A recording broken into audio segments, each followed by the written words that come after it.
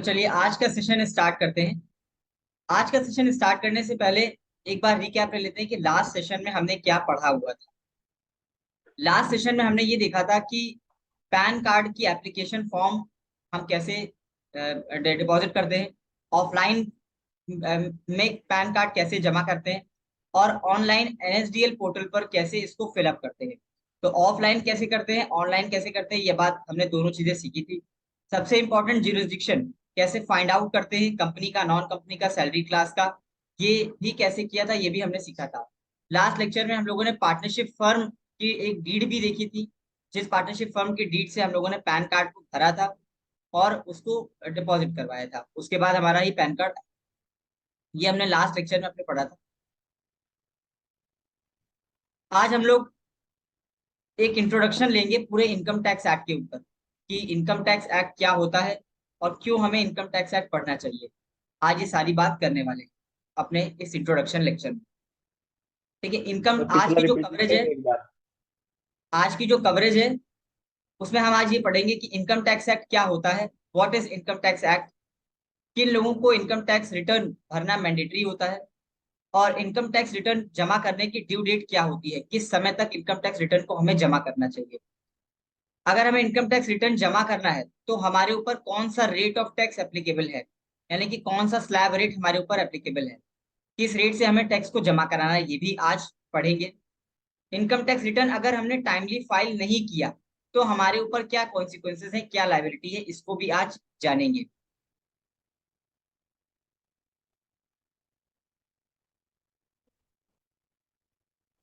ये सारी बातें आज हम पढ़ने वाले हैं अपने आज के लेक्चर में। चलिए शुरुआत करते हैं। इनकम टैक्स एक्ट क्या होता है। इनकम टैक्स एक्ट और जीएसटी दो तरीके की चीजें हैं, दोनों ही टैक्स है। पहले बहुत सारे टैक्स होते थे, तो ये इनकम टैक्स एक्ट क्या है और उसको क्या लाने की ऐसी क्या जरूरत पड़ी कि गवर्नमेंट इनकम टैक्स एक्ट को इंट्रोड्यूस किया गवर्नमेंट ने। ठीक है, और साथ में जीएसटी भी किया है और बहुत सारे अलग अलग तरह के टैक्सेस है जिसको गवर्नमेंट वसूलती है। देखिए, गवर्नमेंट को जो सबसे बड़ा सोर्स ऑफ इनकम है उसका, वो यही टैक्सेस हैं।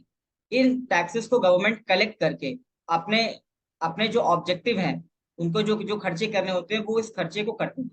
तो गवर्नमेंट दो तरीके के टैक्सेस इंडिया में लगाती है, एक होता है डायरेक्ट टैक्स और एक होता है इनडायरेक्ट टैक्स। डायरेक्ट टैक्स में गवर्नमेंट जिस पर टैक्स लगाती है उसी से टैक्स वसूलती भी है, मतलब जिस पर उसने टैक्स का बर्डन डाला उसी से टैक्स को वसूला भी। और डायरेक्ट टैक्स हमेशा उसकी कमाई पर लिया जाता है, यानी कि अगर किसी व्यक्ति ने या किसी इंसान ने टैक्स को कमाया, कोई इनकम कमाई, तो ही इनकम टैक्स एक्ट वसूला जाएगा। अगर कोई भी कमाई नहीं हुई किसी प्रकार की तो इनकम टैक्स किसी तरह का नहीं लिया जाएगा या कम लिया जाएगा। जो इनकम टैक्स एक्ट होता है, जो इनकम टैक्स होता है वो प्रोग्रेसिव नेचर का होता है, मतलब अगर आय आपकी कम है तो आपसे कम टैक्स वसूला जाएगा, अगर आपकी आय ज्यादा है तो आपसे ज्यादा आय वसूला जाएगा, ज्यादा टैक्स वसूला जाएगा। लेकिन जो इनडायरेक्ट टैक्स है उसमें ऐसा नहीं होता है, इनडायरेक्ट टैक्स सभी पर बराबर बराबर लगाया जाता है।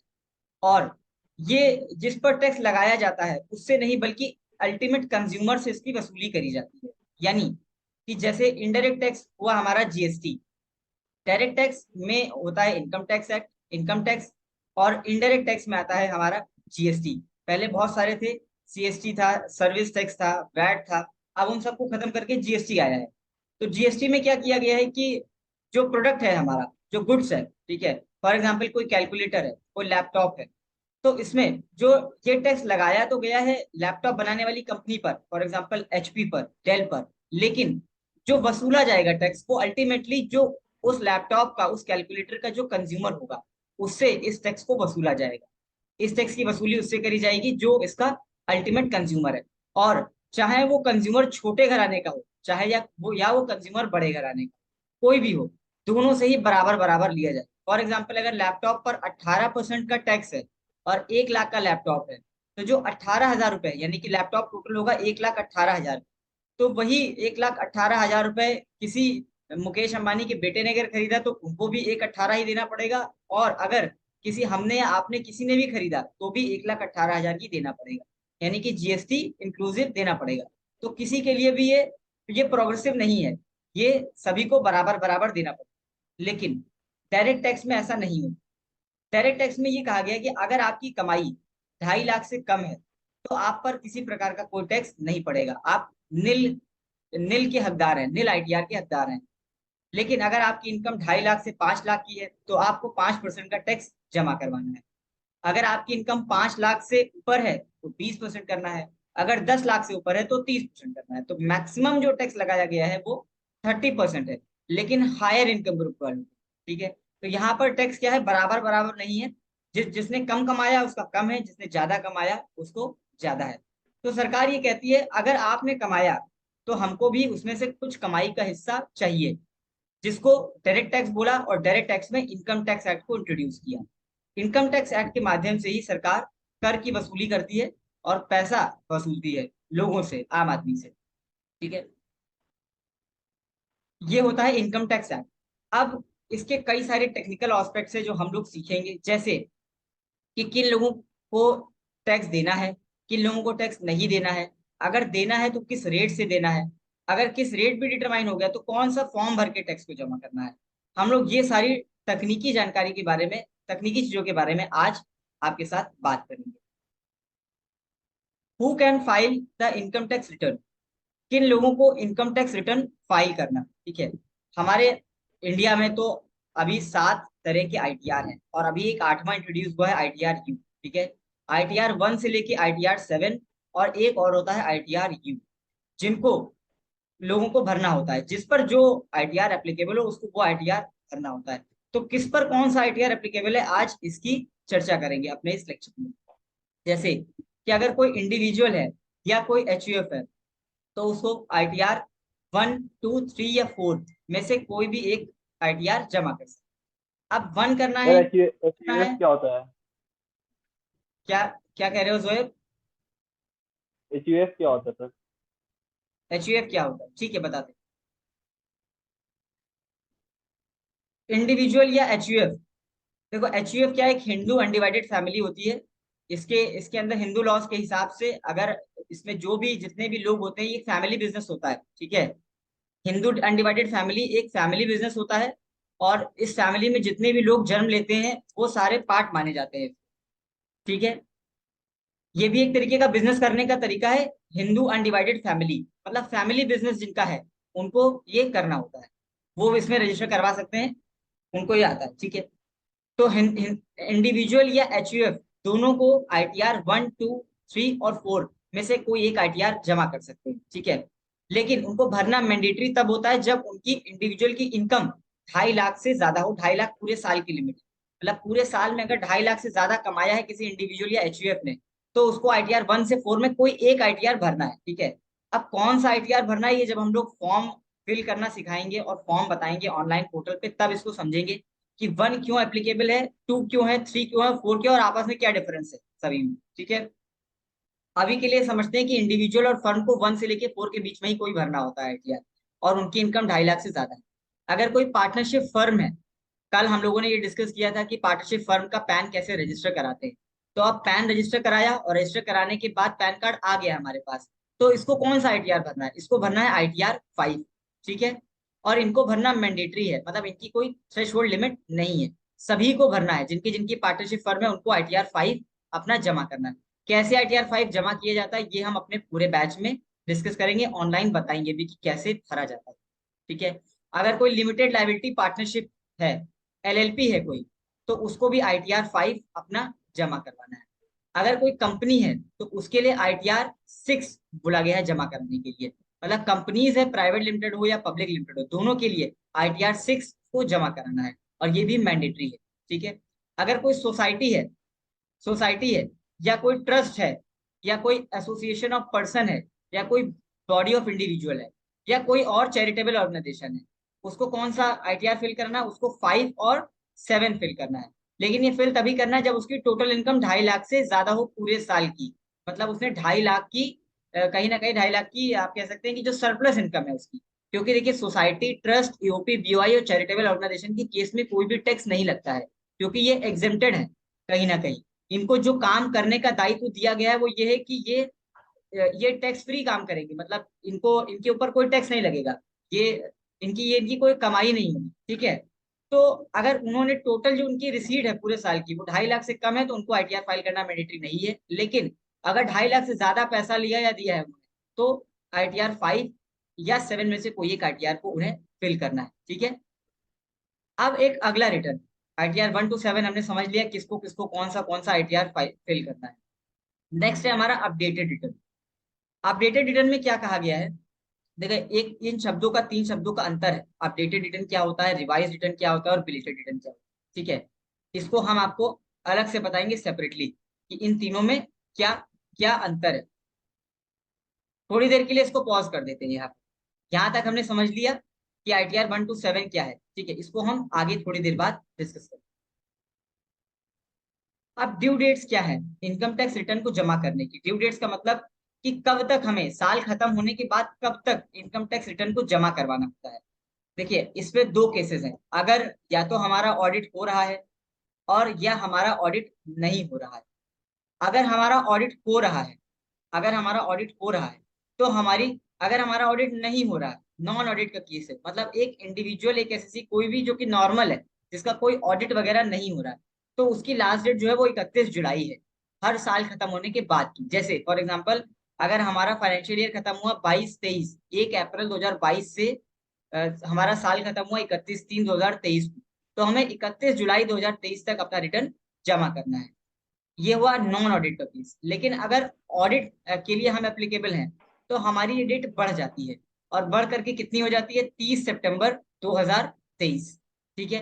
अब ऑडिट में है या नहीं है ये कैसे पता चलेगा, तो इसके लिए गवर्नमेंट ने एक लिमिट को प्रिस्क्राइब किया है, और उन्होंने ये कहा है कि अगर आपका टर्नओवर यानी कि आपकी सेल पूरे साल में 1 करोड़ या 1 करोड़ से ज्यादा की है, ठीक है।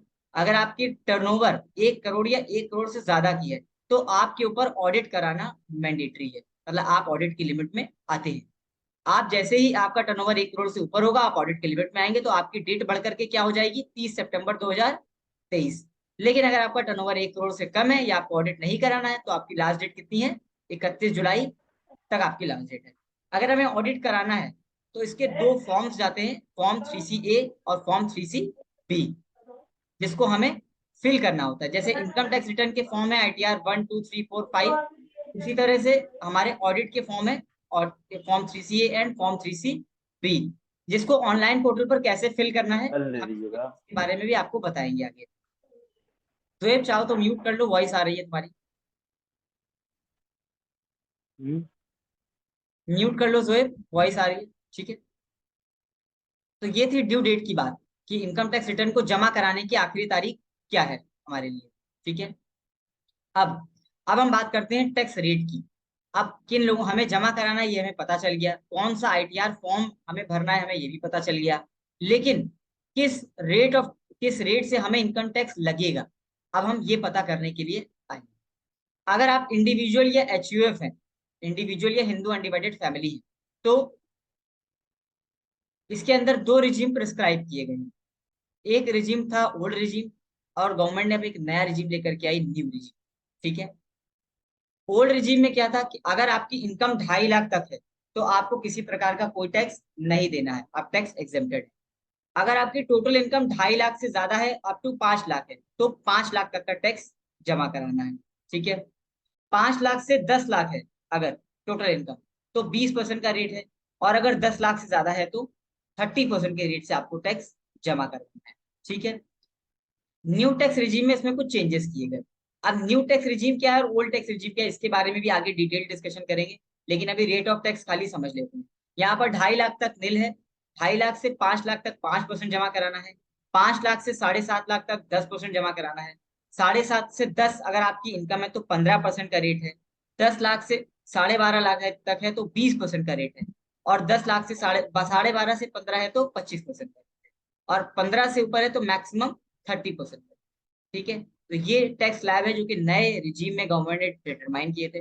ओल्ड और न्यू में अंतर क्या है, देखिए मोटा मोटा ये समझिए कि ओल्ड रिजीम में आपको डिडक्शंस के बेनिफिट मिलते थे, जो 80C का 2.5 लाख का डिडक्शन है।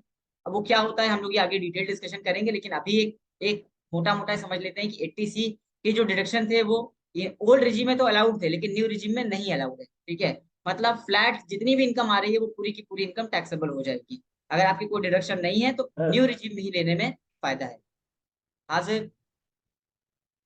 कह रहा है ये जो हिंदू वाला बता रहे हैं आप, अगर हाँ, किसी हिंदू फैमिली से अगर कोई बिजनेस है किसी का तो उसके लिए ही है, अगर फैमिली बिजनेस है किसी के। इंडिविजुअल और एचयूएफ दोनों को हुआ है, दोनों के लिए एप्लीकेबल है, सेम। सेम प्रोसेस दोनों के लिए है। दोनों के लिए सेम एप्लीकेबल, ठीक है। अब इंडिविजुअल और एचयूएफ के अलावा बाकी के लोगों को किस रेट से टैक्स देना है। जैसे कि अगर पार्टनरशिप फर्म है हमारी, तो हमें 30% का टैक्स लगेगा, फ्लैट 30% का रेट है। अगर हमारी लिमिटेड लाइबिलिटी कितने पार्टनरशिप भी है इनकम हो। तो फ्लैट 30% का टैक्स लगेगा। अगर हमारी कंपनी है तो हमें 25% का टैक्स लगेगा। अगर सोसाइटी है, ट्रस्ट है, यूपी है, बीओआई है, या कोई चैरिटेबल ऑर्गेनाइजेशन है, तो उसका टैक्स रेट एग्जेम्प्टेड है, उस पर किसी प्रकार का कोई टैक्स नहीं लगेगा। लेकिन बस गवर्नमेंट ये कहती है कि आपके पास एक एग्जाम्पशन सर्टिफिकेट होना चाहिए, जो एग्जाम्पशन सर्टिफिकेट गवर्नमेंट 12 AA में देती है। ये एग्जाम्पशन सर्टिफिकेट क्या होता है, कैसे मिलता है, इसके बारे में भी आगे डिटेल में डिस्कशन करेंगे। लेकिन जिन लोगों के पास ये एक ऑर्डर है, मतलब छूट माफी का ऑर्डर है, ऐसा समझिए, हमें कोई छूट प्राप्त है, तो हमें इस पर कोई भी टैक्स नहीं देना पड़ेगा। सोसाइटी ट्रस्ट का रजिस्ट्रेशन वैसे भी टैक्स के लिए नहीं होता है, ना ही कमाने के लिए होता है। इनका ऑब्जेक्टिव ही ये होता है कि हम समाज सेवा करेंगे, समाज सेवा के लिए इन्हें रजिस्टर करें, ठीक है। अब अगर हमारे ऊपर कोई शॉर्ट टर्म कैपिटल गेन आता है या लॉन्ग टर्म कैपिटल गेन आता है, तो हमें 15%, शॉर्ट टर्म आता है तो 15% या 30% से टैक्स रेट लगता है।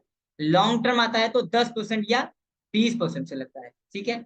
अब शॉर्ट टर्म क्या है, लॉन्ग टर्म क्या है, इसके बारे में भी डिटेल्ड डिस्कशन करेंगे कि ये टैक्स कैसे निकाला जाता है, कैसे कैलकुलेट किया जाता है, किन लोगों का short term long term capital gain आता है, ठीक है। उनकी, लेकिन उनका जो रेट है हम आज उसकी चर्चा कर रहे हैं कि किस रेट से टैक्स लगेगा। तो 15 या 30 शॉर्ट टर्म के लिए, 10 और 20 लॉन्ग टर्म के लिए, ठीक है।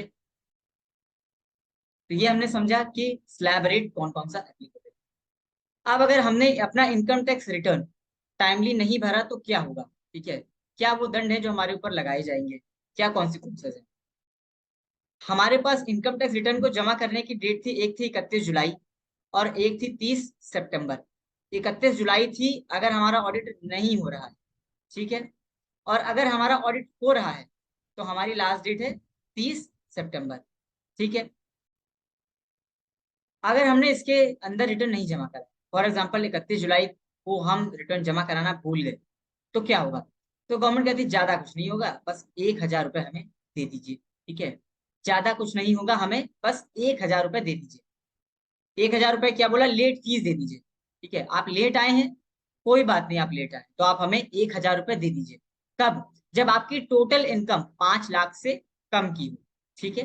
जब आपकी टोटल इनकम 5 लाख से कम की हो, मतलब आपने जो नेट आईटीआर आप अपना भरने जा रहे हैं वो 5 लाख या उससे कम है, तो बस 1,000 रुपये हमारे खजाने में डाल दीजिए।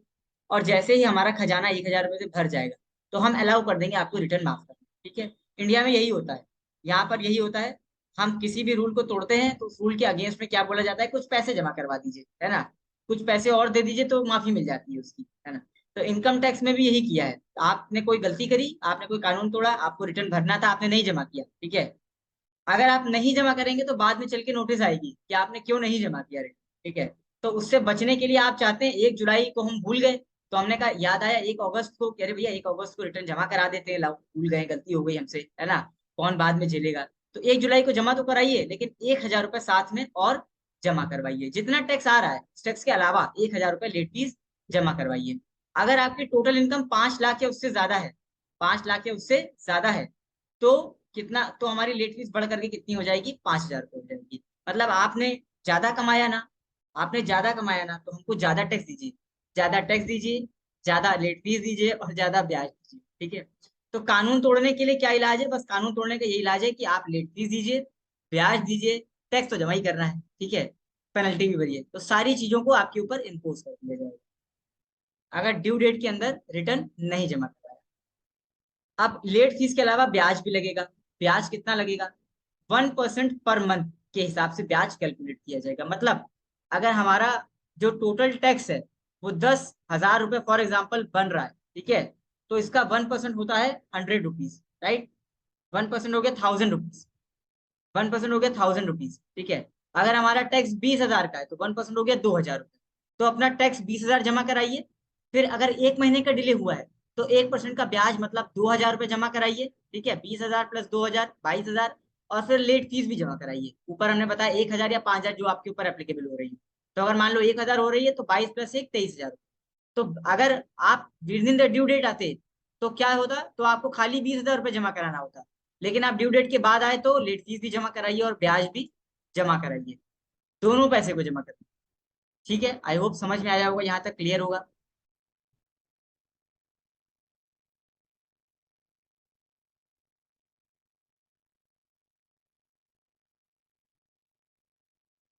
अब हम आपको एक कंसेप्ट जो हम पीछे छोड़ करके आए हैं उसके बारे में डिस्कशन करते हैं, अपडेटेड रिटर्न, रिवाइज रिटर्न और डिलीटेड रिटर्न। यही वो सही समय है जिस समय इसको डिस्कस करना चाहिए। देखिए, हमारी लास्ट डेट थी 31 जुलाई। लास्ट डेट थी 31 जुलाई, मतलब फाइनेंशियल ईयर 22-23। एक एक कंसेप्ट और भी है, फाइनेंशियल ईयर और असेसमेंट ईयर। ठीक है, ये क्या होता है? इनकम टैक्स को पढ़ते समय ये मन में बहुत बार सवाल आता है कि ये इसमें डिफरेंस क्या है, फाइनेंशियल ईयर और असेसमेंट ईयर। ठीक है, तो फाइनेंशियल ईयर वो ईयर होता है जिस साल हमने उस पैसे को कमाया है अपने, मतलब वित्तीय वर्ष जिस साल हमने इस पैसे को कमाया है। तो हमने जो पैसा कमाया है, मान लीजिए वो कमाया है फाइनेंशियल ईयर 22-23 में, जो कि शुरू होता है 1 अप्रैल 2022 को और खत्म होता है 31 मार्च 2022 को। अगर हमने इस वित्तीय वर्ष में कुछ कमाया है तो हमें अपने निर्धारण वर्ष में उसका टैक्स जमा कराना है। निर्धारण वर्ष होता है असेसमेंट ईयर। ठीक है, जो कि हमेशा उसका अगला साल होता है। तो अगर हमने फाइनेंशियल ईयर 22-23 में किसी इनकम को कमाया है तो हमारा असेसमेंट ईयर होगा 23-24। ठीक है, अगर हमने किसी इनकम को 22-23 में कमाया है तो हमारा असेसमेंट ईयर है 23-24। मतलब कि जिस साल हम कमाते हैं टैक्स को उसी साल ना जमा करके उसके अगले साल में जमा करते हैं। तो हम कमाते तो फाइनेंशियल ईयर में हैं, लेकिन जमा करते हैं असेसमेंट ईयर में। अब उसका कारण भी है।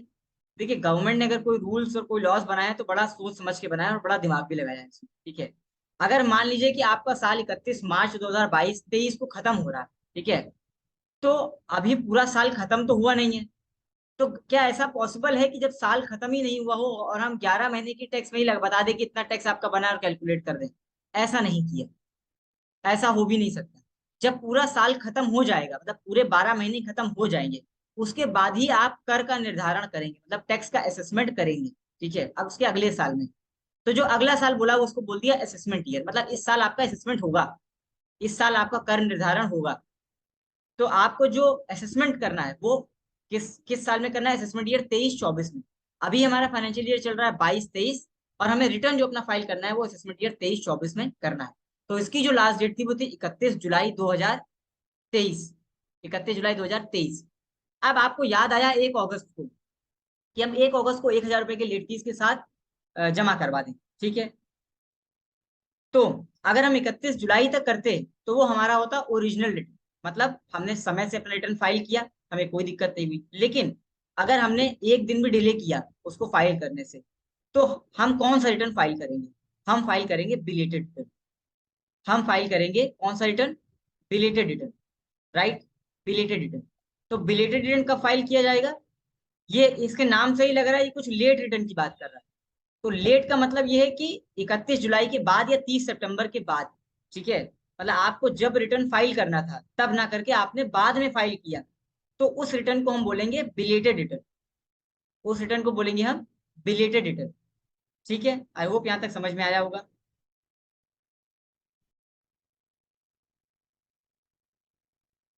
तो 31 जुलाई के बाद अगर हमने अपना रिटर्न फाइल किया तो हम उसे बोलेंगे बिलेटेड रिटर्न। लेकिन लेकिन अगर मान लीजिए आपको याद आया 1 साल के बाद, 2 साल के बाद, कि चलो अब रिटर्न फाइल कर लेते हैं, अरे भैया गलती हो गई हमसे, जो हमने पुराना रिटर्न नहीं फाइल किया, और अब हमें लगता है कि हमें पुराने रिटर्न भी फाइल करने चाहिए, है ना? बहुत सारे लोग ऐसे हैं जो लोन के लिए अप्लाई करते हैं कभी, और उनसे कहा जाता है कि आप 3 साल का रिटर्न अपना लेकर के आइए। ठीक है, तो आप पुराने रिटर्न कैसे फाइल करें? 2-2 साल पुराने, 3-3 साल पुराने रिटर्न कैसे फाइल करें? ठीक है, तो उसके लिए एक गवर्नमेंट कंसेप्ट लेकर के आई, अपडेटेड रिटर्न। उसके लिए गवर्नमेंट कंसेप्ट लेकर के आई अपडेटेड रिटर्न। उन्होंने क्या बोला, इस समय जो स्कीम चल रही है वो ये चल रही है कि असेसमेंट ईयर 22-23 और असेसमेंट ईयर 21-22, 21-22 और 22-23, मतलब पुराने 2 साल। ठीक है, अब असेसमेंट ईयर 23-24 का आपको फाइल करना है तो ओरिजिनल रिटर्न ही करना है, कोई दिक्कत नहीं, क्योंकि 31 जुलाई के अंदर है हम लोग। अगर 31 जुलाई के बाद होंगे तो बिलेटेड रिटर्न फाइल करेंगे। लेकिन अगर बहुत पुराने रिटर्न को फाइल करना है तो हमें अपडेटेड रिटर्न को फाइल करना है। ठीक है, तो गवर्नमेंट ने एक नया कंसेप्ट लेकर के आई और बोला कि आईटीआर यू फाइल करिए आप। पहले 7 तक आईटीआर थे और अब आया आईटीआर यू। ठीक है, अब एक है रिवाइज रिटर्न। रिवाइज रिटर्न का काम सिर्फ इतना है, भैया हमने कुछ पहले रिटर्न भर दिया, ठीक है, और हमें ये लगा कि हमने गलत भर दिया, हमने कुछ भी भरा और हमें बाद में पता चला कि गलत भर दिया। अगर नहीं भरा और बाद में भरा तो आप बिलेटेड रिटर्न भरेंगे या अपडेटेड रिटर्न को भरेंगे। लेकिन अगर रिटर्न भरा ही नहीं, अगर रिटर्न भरा ही नहीं तो बिलेटेड या अपडेटेड भरेंगे। लेकिन अगर रिटर्न भरा तो लेकिन गलत भर दिया, ठीक है, कोई इनकम थी वो दिखाना भूल गए, हमें लगा हमसे गलती हो गई, तो हम क्या करेंगे, अपने पुराने रिटर्न को रिवाइज कर देंगे। हम क्या करेंगे, हम अपने पुराने रिटर्न को रिवाइज कर देंगे। तो ये थे 3 कंसेप्ट आज के, जो एक नए कंसेप्ट है कंपैरेटिवली, और अभी रिसेंट में ही गवर्नमेंट ने इसे इंट्रोड्यूस भी किया है। ठीक है, अपडेटेड रिटर्न, रिवाइज रिटर्न और बिलेटेड। आई होप आपको समझ में आया होगा। आज ओवरव्यू के लेक्चर में ये भी बताएंगे कि कैपिटल गेन की कैसे कैसे कैलकुलेशन करी जाती है। ठीक है, कैपिटल गेन का जो आईटीआर है वो आईटीआर 2 जाता है। जब हम लोग आईटीआर 2 को पढ़ेंगे तो हम लोग ये समझेंगे कि कैपिटल गेन को कैसे निकाला जाता है। आज ये एक समझ लेते हैं, ब्रीफ ओवरव्यू ले लेते हैं कि कैपिटल गेन निकलता किसके किसके ऊपर। देखिए, अगर किसी ने शेयर्स की ट्रेडिंग करी, या किसी ने म्यूचुअल फंड का रिडम्पशन किया, या किसी ने इक्विटी शेयर्स को बेचा, किसी ने डिवेंचर को बेचा, बॉन्ड को बेचा, ठीक है, या किसी भी तरह की कैपिटल एसेट्स को बेचा, शेयर मार्केट में ट्रेडिंग करी, इंट्राडे की ट्रेडिंग करी, फ्यूचर्स एंड ऑप्शंस की ट्रेडिंग करी, या उसने अपनी किसी संपत्ति को बेचा, किसी प्रॉपर्टी को बेचा, तो उसके ऊपर कैपिटल गेन लगता है। किस रेट से लगता है, हमने रेट वाले कॉलम में ये बताया था कि शॉर्ट टर्म पर 15 या 30 लगता है और लॉन्ग टर्म पर 20 या 10 लगता है। लेकिन अब सवाल ये है कि इसकी कैलकुलेशन कैसे होगी। ठीक है, कि हमने प्रॉपर्टी बेची तो बेचने पर कितने का गेन हुआ, ठीक है, और हमने प्रॉपर्टी खरीदी भी तो थी, तो जो खरीदी थी उसका खर्चा भी माइनस होगा, क्योंकि पूरी इनकम पर तो टैक्स नहीं लगेगा, जितना हमने कमाया है बस उसी पर टैक्स लगेगा। ठीक है, तो इसी तरह से इसकी कैलकुलेशन की जाएगी। कैसे की जाएगी ये तो जब आईटीआर को डिस्कस करेंगे तब बताएंगे कि कैसे शेयर्स का और म्यूचुअल फंड का, इक्विटी शेयर्स का, बॉन्ड का, डिबेंचर का, किस तरह से हम लोग इसकी कैलकुलेशन करेंगे और गेन निकालने की कोशिश करेंगे, अपना प्रॉफिट निकालने की कोशिश करेंगे। और जितना हमने कमाया होगा उस कमाई पर हमें 15%, 30% या 10% और 20% के रेट से हमें टैक्स को जमा करना है। ठीक है, ये था आज का पूरा इंट्रोडक्शन, जिसमें हमने आज ये टॉपिक डिस्कस किए कि इनकम टैक्स एक्ट क्या होता है, किन लोगों को इनकम टैक्स रिटर्न फाइल करना मैंडेटरी है, रिटर्न फाइल करने की ड्यू डेट क्या होती है, अगर ड्यू डेट के अंदर रिटर्न फाइल नहीं किया तो क्या कॉन्सिक्वेंसेज है लेट फीस पेनल्टी के, क्या स्लैब रेट है जिस पर हमें टैक्स को जमा कराना होता है। ठीक है, ये सारी चीजों को हमने डिस्कस